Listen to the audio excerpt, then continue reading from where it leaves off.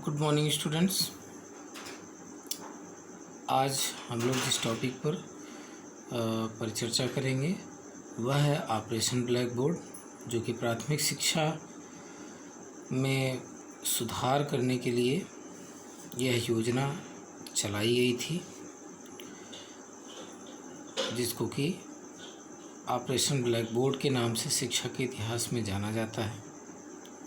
आइए आज हम ऑपरेशन ब्लैक बोर्ड के संबंध में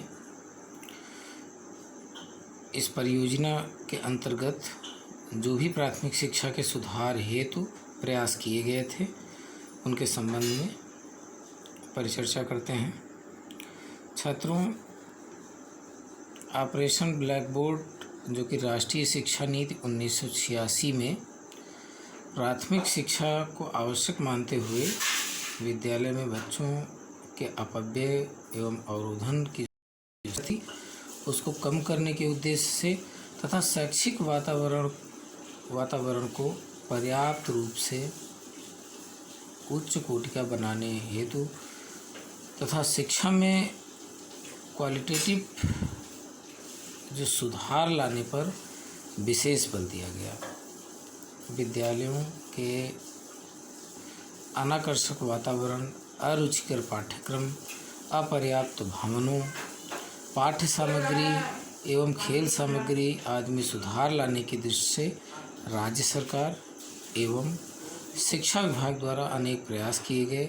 इसी उद्देश्य से राष्ट्रीय शिक्षा नीति 1986 की कार्य योजना में ऑपरेशन ब्लैक बोर्ड अभियान चलाने की संकल्पना व्यक्त की गई थी। ऑपरेशन से तात्पर्य यह होता है कि युद्ध स्तर पर अभियान चलाकर किसी कार्य को शीघ्रतापूर्वक पूरा करना। ब्लैक बोर्ड विद्यालयों में आवश्यक उपकरणों का प्रतीक है। ऑपरेशन ब्लैक बोर्ड का उद्देश्य प्राथमिक विद्यालयों में पाठ्य सामग्री तथा शिक्षक उपकरण जैसी न्यूनतम जो मूलभूत और आवश्यक जो सुविधाएं हैं शिक्षा की दृष्टि से, सुविधाओं की व्यवस्था को सुनिश्चित करने तथा जो न्यूनतम आवश्यक सुविधाएं हैं उनको सुनिश्चित करना इस योजना का प्रमुख उद्देश्य है।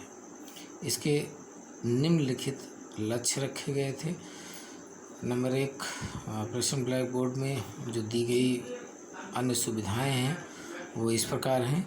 जैसे प्रत्येक विद्यालय में 2 बड़े पक्के कमरे जिनमें सामने बरामदा हो, कम से कम 2 अध्यापकों की नियुक्ति प्रत्येक विद्यालयों में होनी चाहिए, जिनमें कोशिश की जानी चाहिए कि यथासंभव एक महिला शिक्षिका की नियुक्ति अवश्य हो। इसके अतिरिक्त विद्यालय एवं कक्षा को आकर्षक बनाया जाए। इसके अतिरिक्त बाल केंद्रित एवं क्रियाकलाप आधारित शिक्षण अधिगम के माध्यम से शिक्षा की गुणवत्ता को प्रोत्साहित किए जाने पर बल दिया जाए। विद्यालय के प्रभावी रूप से कार्य करने के लिए भवन, अध्यापकों एवं शिक्षण सामग्री के संबंध में स्पष्ट सुविधाओं का उल्लेख इसमें किया गया।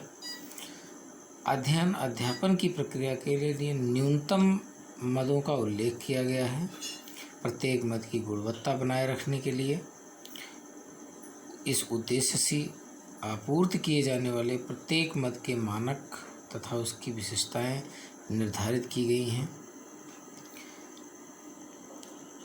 ऑपरेशन ब्लैक बोर्ड योजना को सन 1987-88 में लागू किया गया। वर्ष 1992 में इस योजना के क्रियान्वयन का मूल्यांकन करके निम्नलिखित संशोधन प्रस्तुत किए गए थे। नंबर 1, वर्तमान ऑपरेशन ब्लैक बोर्ड योजना को शेष सभी विद्यालयों, विशेषकर अनुसूचित जाति जनजाति के क्षेत्रों के विद्यालयों में जारी रखा जाएगा। नामांकित बच्चों के आधार पर जहां आवश्यक हो उन प्राथमिक विद्यालयों में 3 अध्यापकों और 3 कमरों की व्यवस्था की जाए। इसके अतिरिक्त उच्च प्राथमिक विद्यालयों तथा ऑपरेशन ब्लैक बोर्ड योजना का विस्तार और अधिक किया जाए। ऑपरेशन ब्लैक बोर्ड की कुछ प्रमुख विशेषताएं भी हैं जो कि निम्नलिखित हैं। ऑपरेशन ब्लैक बोर्ड की एक विशेषता यह है कि विद्यालय एवं कक्षों को आकर्षक बनाने पर अत्यधिक बल दिया गया, जिसके तहत विद्यालय की दीवारों पर विभिन्न प्रकार की चित्रकारी, विभिन्न प्रकार के डायग्राम इत्यादि से सुसज्जित कमरों की व्यवस्था की गई। एवं क्रियाकलाप आधारित शिक्षण अधिगम के माध्यम से शिक्षा की गुणवत्ता के प्रोत्साहन पर बल दिया गया। विद्यालय के प्रभावी रूप से कार्य करने के लिए भवन, अध्यापकों एवं शिक्षण सामग्री के संबंध में एक स्पष्ट सुविधाओं का उल्लेख किया गया। अध्ययन अध्यापन प्रक्रिया के लिए न्यूनतम मदों का उल्लेख किया। प्रत्येक मद की गुणवत्ता बनाए रखने के उद्देश्य से आपूर्ति किए जाने वाले प्रत्येक मद के मानक तथा उसकी विशेषताएं निर्धारित की गई। तो छात्रों, आज हम लोगों ने इस टॉपिक के अंतर्गत, जो कि ऑपरेशन ब्लैक बोर्ड